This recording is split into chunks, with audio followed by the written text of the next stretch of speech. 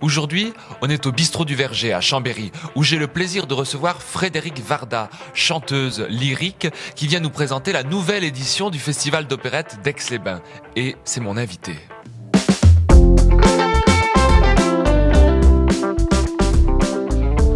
Bonjour Frédérique. Bonjour Antonin. Comment tu vas ? Eh ben ça va très bien. Depuis que je suis arrivée à Aix, toujours un plaisir. Ça fait plus d'une vingtaine d'années que je participe au festival, donc très heureuse d'être là.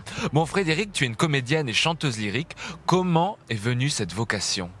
Alors, c'est une vocation qui est venue très tôt, mais qui s'est réalisée tard.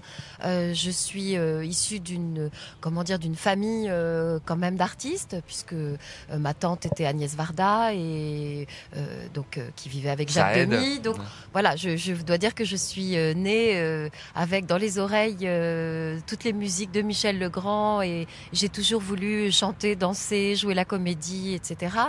Et puis bon. Ça ne s'est pas fait tout de suite. J'ai appris un peu de danse, un peu de tout, mais j'ai fait, comme on dit, des études sérieuses. Donc voilà, un vrai métier. Un vrai métier qui rassure les parents, voilà, souvent. Qui rassure les parents. Et puis malheureusement, le virus m'a rattrapé quelques années après, et j'ai commencé les cours de chant lyrique et j'ai commencé le théâtre. On va y venir. Mais comment avoir choisi le lyrique ? Comment c'est venu ? Comment tu t'es rendu compte que tu pouvais avoir une voix qui justement pouvait atteindre le niveau du lyrique et pas simplement la chanson comme la variété ou tout ça ? Alors moi j'ai toujours tout chanté en fait pour moi, c'est-à-dire vraiment à la maison. J'écoutais Maria Callas et je chantais par-dessus. J'écoutais Tina Turner et je chantais par-dessus. Ah oui, donc tous les styles. Voilà, tous les styles. Ella Fitzgerald et je chantais par-dessus. Donc, mais sans me poser véritablement de questions. Et puis chez moi, quand même, dans ma famille, on écoutait beaucoup d'opéra, beaucoup d'opéra, beaucoup de musique classique, beaucoup de piano. Donc, je dois avouer que quand j'ai eu envie d'exprimer artistiquement, d'en faire quelque chose de plus professionnel, c'est quand même l'opéra qui m'est venu sans me poser trop de questions sur ma voix. Naturellement, en fait. Finalement. Voilà, et je dois avouer que ça marchait pas très fort au début, hein. Donc je dis ça pour ceux qui seraient tentés et qui se diraient mais mon Dieu, j'ai pas de voix du tout. Très honnêtement, j'avais pas. Il se trouve qu'après je suis devenue donc chanteuse coloratour, donc qui montait très haut, qui chantait des choses très aiguës, etc.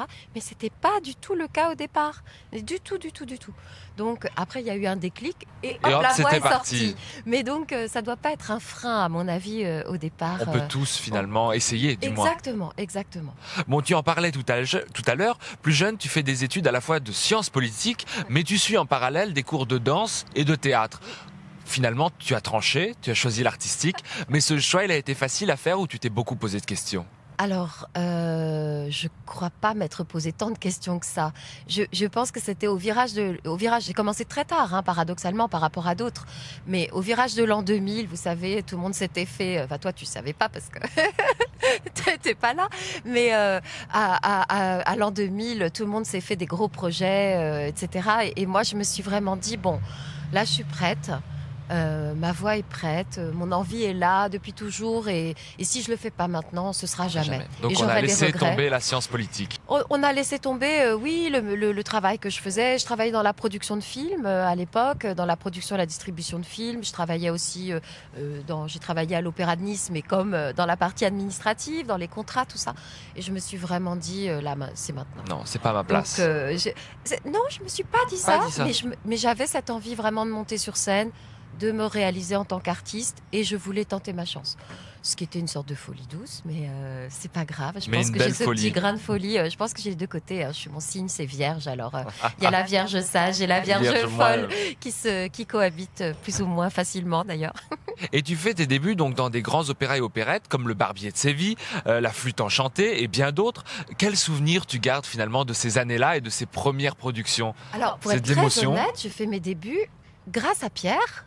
Donc j'aimerais quand même vraiment le dire, puisque Pierre Sibille, exactement, Pierre Sibille, qui est le fondateur du Festival d'Aix-les-Bains, un grand artiste, danseur, musicien, fantaisiste, homme de culture, très très érudit et un être humain avec des qualités extraordinaires.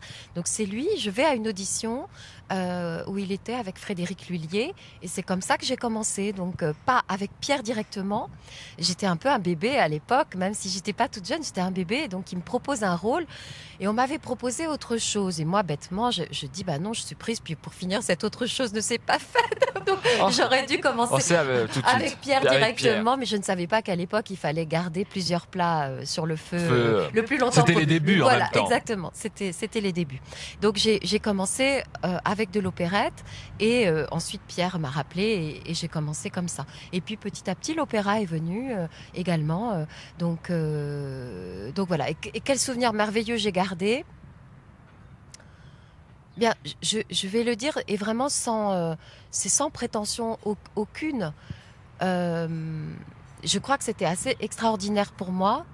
Je chantais que les premiers rôles, alors que en quelque sorte, je ne sortais de nulle part.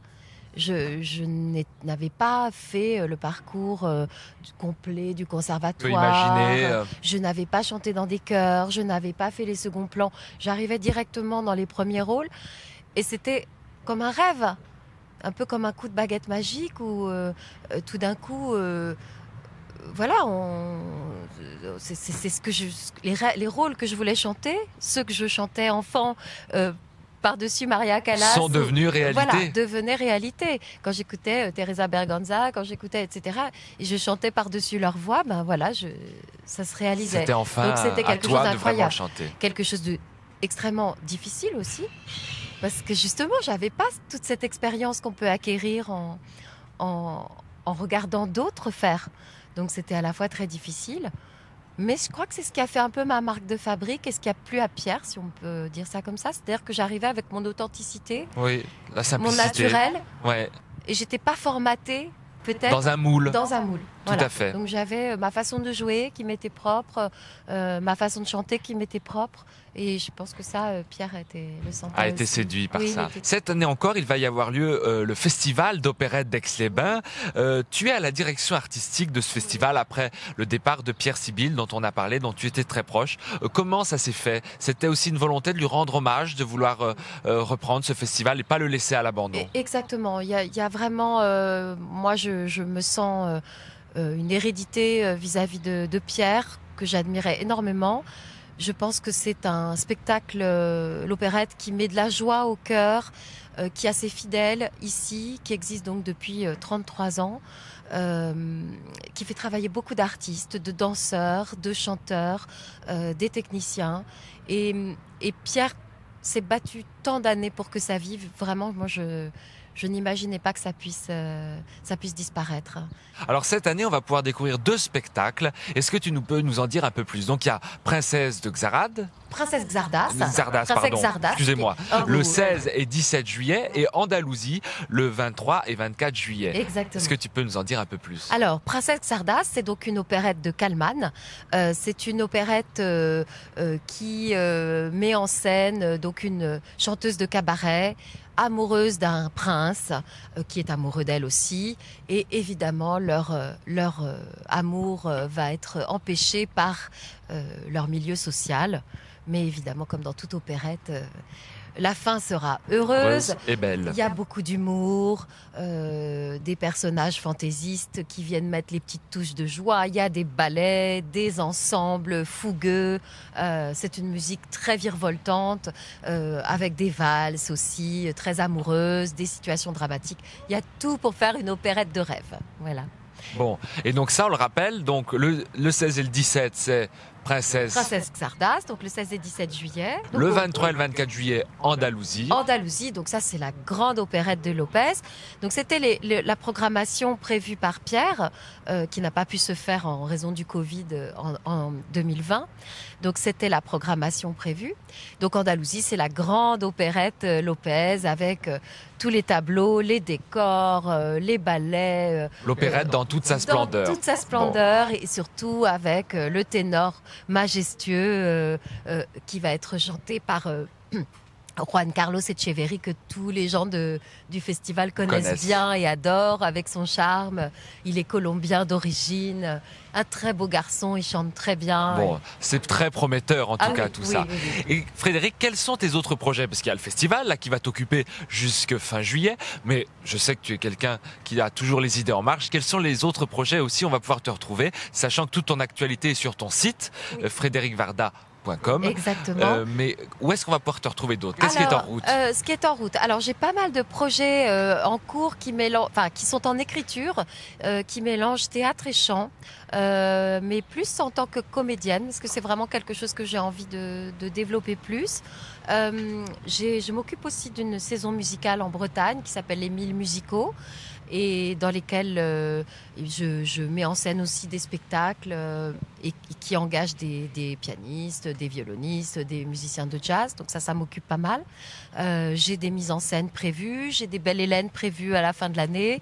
Donc pas mal. Un emploi du temps bien rempli. Voilà, bien rempli, Bon. pas mal de choses. Je fais du doublage aussi, du doublage de films, de séries. Donc pas mal de Bon, choses. alors un emploi du temps bien chargé. Oui, une artiste à 200%. Oui, exactement. Bon, Frédéric, merci pour cette entrevue. Merci, Antonin. On se retrouve à Aix-les-Bains pour le festival. Et puis je tenais à dire devant la caméra que tu me connais depuis l'âge de mes 13 ans. Oui, Et exactement. qu'aujourd'hui j'en ai 20. Et c'est un vrai bonheur de faire cette émission avec toi. On s'est rencontrés sur l'auberge du Cheval Blanc et c'était vraiment délicieux. Donc c'est très très très chouette de se retrouver là comme ça dans cette interview. Je te remercie, je t'embrasse. Moi aussi. À très vite. Merci Antonin.